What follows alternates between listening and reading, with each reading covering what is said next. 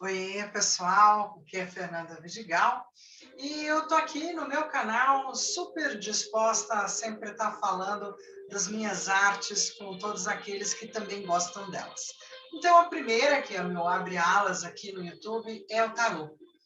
E falando de tarô, eu hoje vou estar respondendo a duas perguntas de um querido, o Fabiano, que primeiramente me perguntou, na verdade, sobre leituras à distância.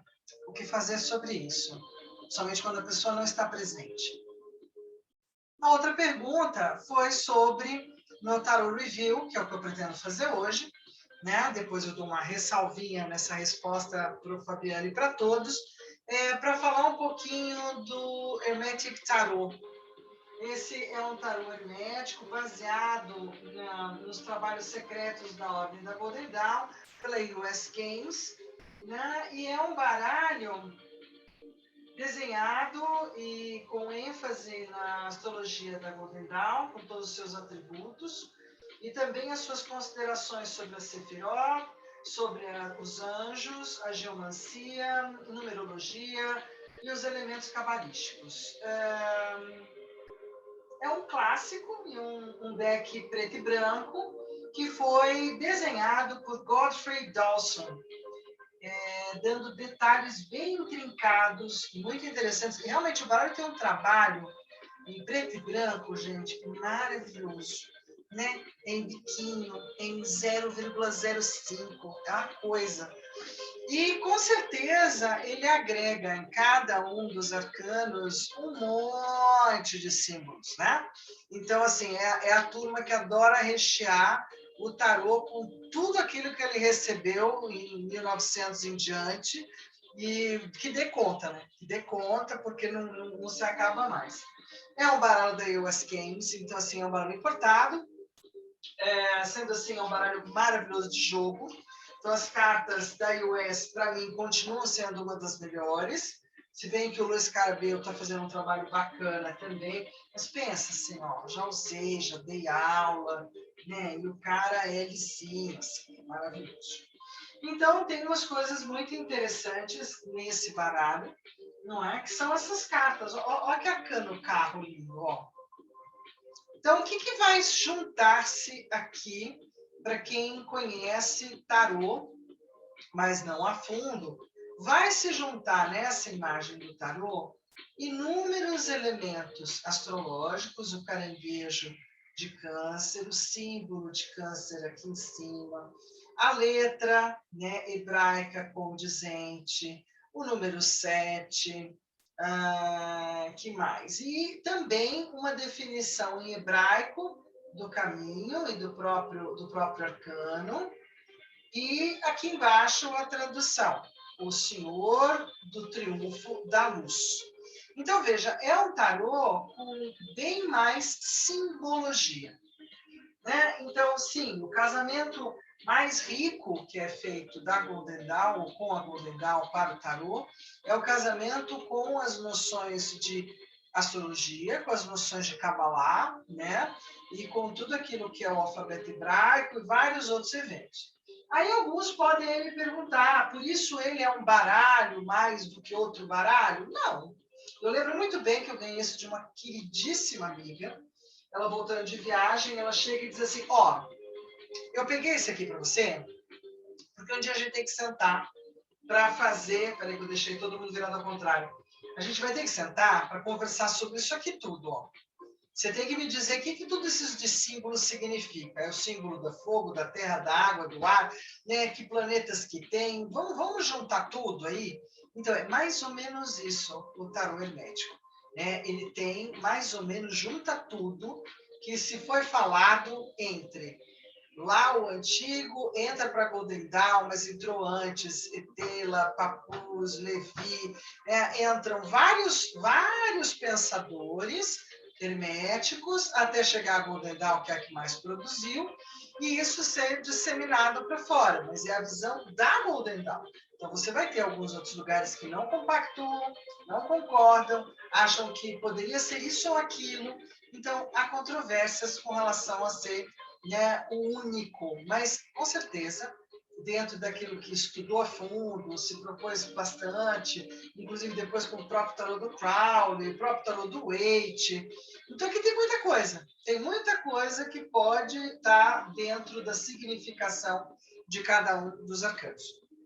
Então, sim, é tido como um tarô, né, baseado, eu uso um outro que chama Magical Tarot, né, para fazer essa exploração, quando eu entro para o Primavera do Tarô no final do ano, que é basicamente tentar explicar esse casamento entre tarô e astrologia, porque é um casamento moderno, tarô, astrologia e cabalá, né? Porque aí a gente está falando, inclusive, de uma astrologia cabalista, a gente está falando de um tarô que tenta ser casado com a árvore da vida e os preceitos da cabala e do alfabeto hebraico e de tudo aquilo que esse outro sistema judaico anterior e muito anterior a tudo isso, junto com a astrologia, cabendo aqui. Então, todos esses recheios entraram a partir de 1800 para o tarô. O tarô, antes disso, é uma outra forma de olhar,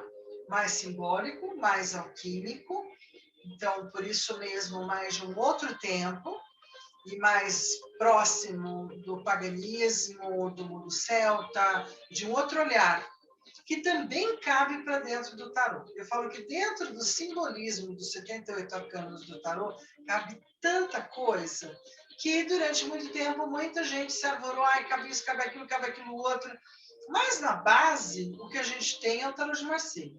Então, tudo ou mais são agregados de ordens iniciáticas, que algumas vão compreender o mundo ou a cosmogênese, ou como o mundo se iniciou, por um olhar, por um entendimento, vão com isso enriquecer os arcanos com mais informação, e para muitos vão também confundir muito, porque parece que eu preciso estudar astrologia para estudar tarô. Não, não precisa.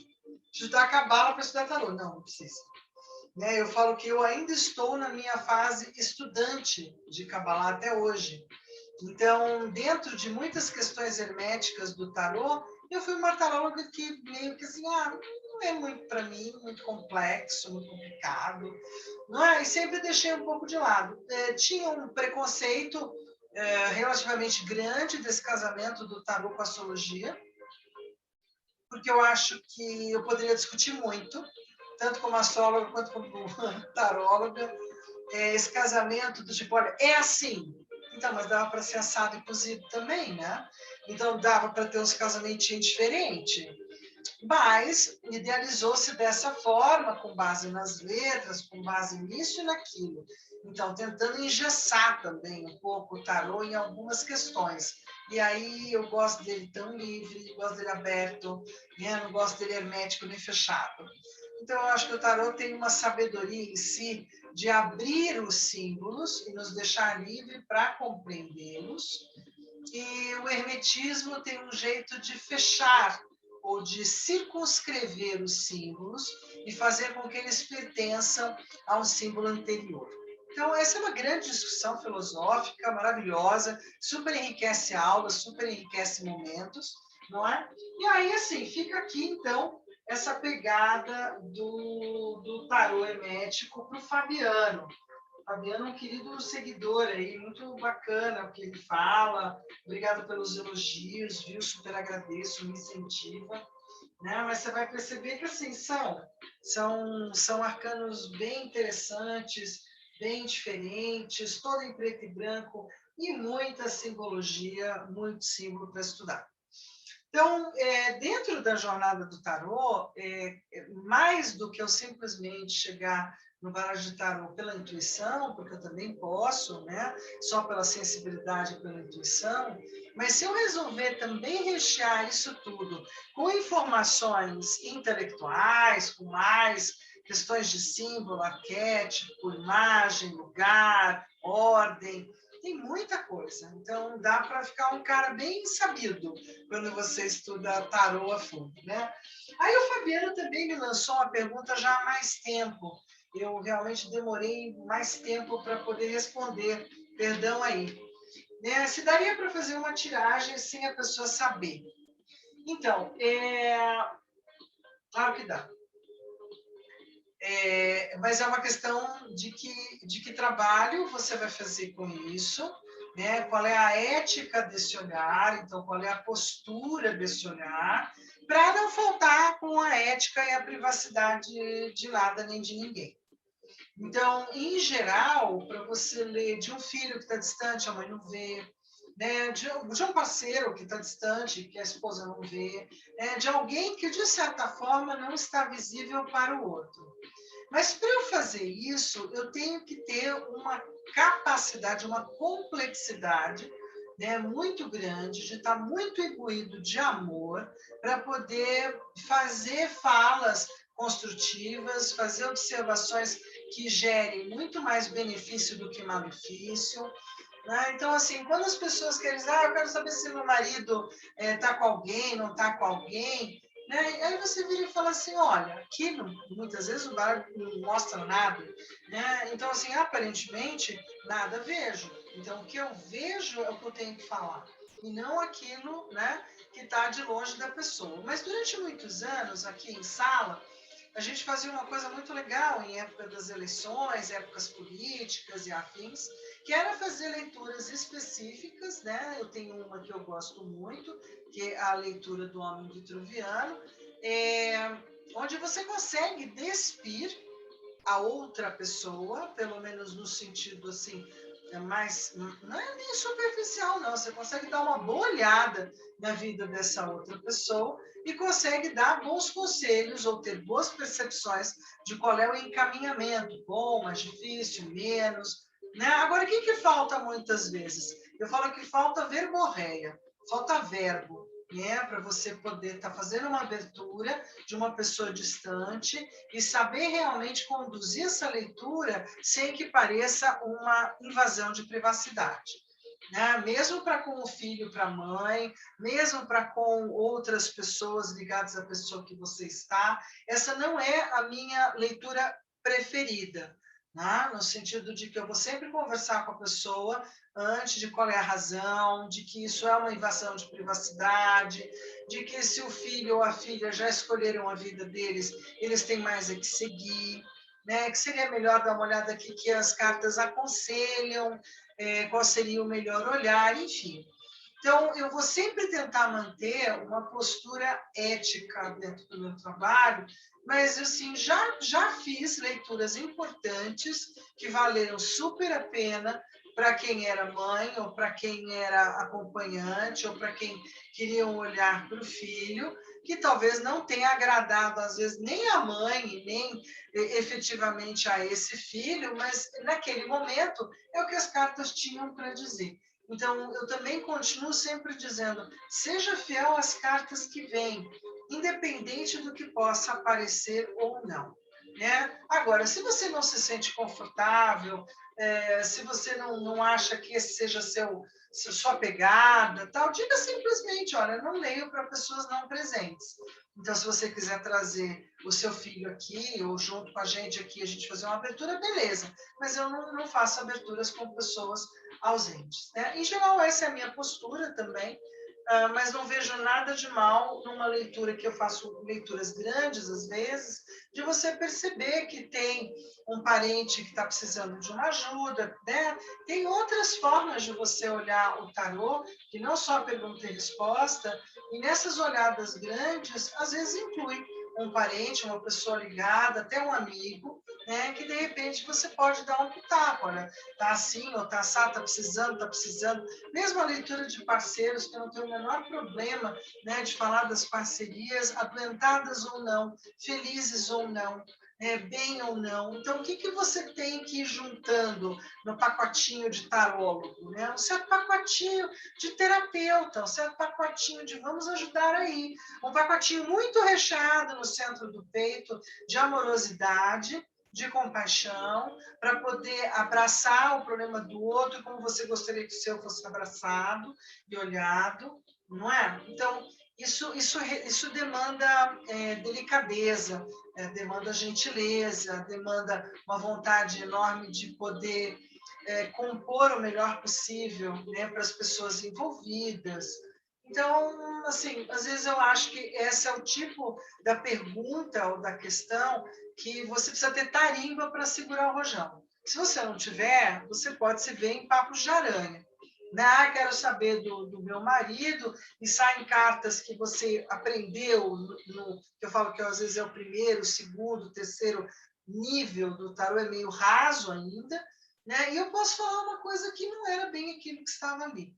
Né? Então, toda cautela é pouca, principalmente assim, existe a leitura simbólica, no sentido de que é a que eu mais me valho, no sentido do olhar dos símbolos e poder trabalhar com a pessoa essa questão simbólica. Existe a velha leitura oracular, que é boa, né? Gosto muito dela também, ainda faz parte de mim, sem sombra de dúvida. Tem a leitura terapêutica, que é uma coisa mais moderna, mais nova, chegando mais para cá, né? A oracular é a mais antiga. E a gente tem também algumas leituras modernas, introduzindo as questões sistêmicas, introduzindo outras questões, às vezes familiares ou psicológicas. Então, depende do ferramental que o tarólogo tem na mão. De acordo com o ferramental que o tarólogo tem na mão, é como ele dá conta daquele recado. Então, eu não digo nem que sim, nem que não para quase nada. Eu acho que tudo é viável com as cartas, e o que mais é viável é perguntar para você mesmo: você dá conta de qualquer pergunta? Você dá conta de fazer uma abertura de uma pessoa não presente? Você dá conta de falar da vida de outras pessoas, que não aquela que está te contactando, que de repente ela quer saber do marido, do filho, da mãe, mas não quer saber dela? Né? Você dá conta desse tipo de atendimento? Então, isso também é um treino, isso também é olhar para si mesmo e ver se eu dou conta. Faz parte de mim? Não, não dou conta disso. Não é? Porque a gente tem que ir aprendendo também a dizer, olha, eu não faço leitura assim, eu não respondo esse tipo de pergunta. E aí é uma questão de como é que eu crio também o meu código de trabalho, o meu código de ética também de trabalho. Né? Mas, por exemplo, eu trabalhei uma época, isso há muitos anos atrás, mas com um monte de gente da área de investimentos, banking e finance, umas coisas assim, quando eu estava em São Paulo ainda. E, cara, tem muito apostador, né? Quer saber muito do fluxo, de como é que estão as coisas, para que lado que eu vou, como é que eu devo olhar o mercado. E você precisa ter muita tarimba das duas coisas, do tarô e do mercado. Porque se você não tiver as duas coisas, e quem me ensinou isso foi um cliente muito bacana, porque ele era muito bom no mercado, né? Eu fazia bem o meu trabalho com o tarô, ainda não era muito boa não, mas fazia bem o meu trabalho com o tarô na época, e aí a gente foi jogando duplo conhecimento, sabe? Ele foi me ajudando a ter umas percepções com o tarô do que era bom e do que não era, assim como ele foi se valendo das minhas visões do que o fluxo de energia em volta dele estava tentando trazer através das cartas como símbolo ou como resposta.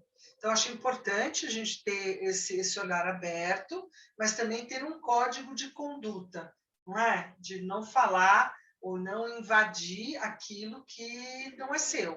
Do mesmo jeito que você não gostaria de se ver invadido. Então, acho que assim, privilegiar sempre, né, pelo silêncio, privilegiar sempre pela ética, né, de que cada um cuide do seu cada um, mas às vezes pode ser muito útil. Eu sempre uso um exemplo que para mim foi muito marcante, numa leitura ainda em viagens nos últimos anos, até 2019, né, pelo Sul, eu atendi uma mãe e essa mãe trouxe outras questões. Então, fiz a leitura toda, mas tinham cartas ali marcando pesadamente, o setor dos filhos, que eu uso muito a leitura astrológica.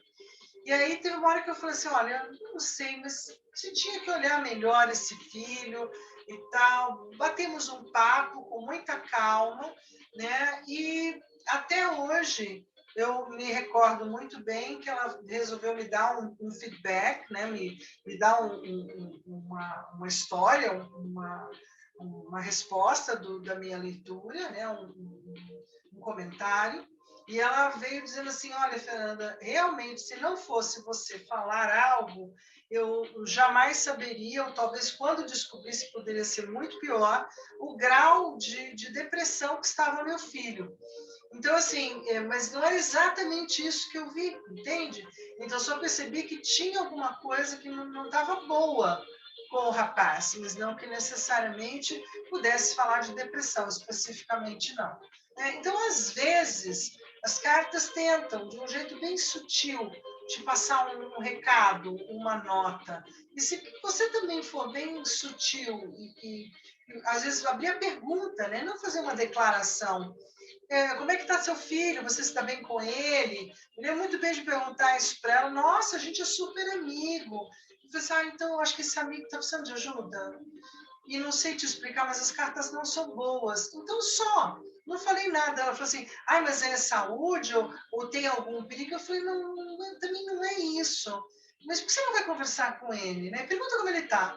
Então, acabou sendo essa pequena pergunta que abriu alas para poder criar, né, um diálogo numa outra família, num outro núcleo, que pode trazer uma cura e uma oportunidade.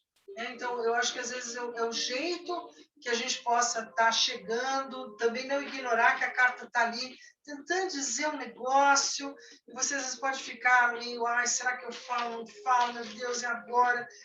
Eu aprendi ao longo dos anos que ficar com batata quente na mão, na boca, é péssimo. Então, quando alguma coisa para mim faz plim lá no jogo, né? E aquilo fica tlém, tlém, bati o olho no tlém, e eu não falar, eu vou dormir com uma batata quente na boca que não vai me dar sossego. Então, eu prefiro ir pensando como é que eu vou falar daquilo, com muito jeito, ou perguntando e tal e coisa, mas eu não deixo de cumprir o que o oráculo me trouxe. Nesse ponto aí eu olho sempre com um aviso dos deuses, um aviso do campo. Tá bom? Então, eu espero que o Fabiano possa tirar super bom proveito, das cartas.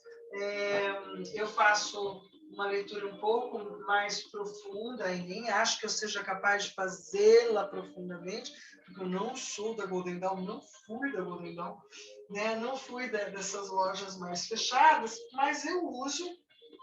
Olha que bonito aqui, ó, a princesa de copas.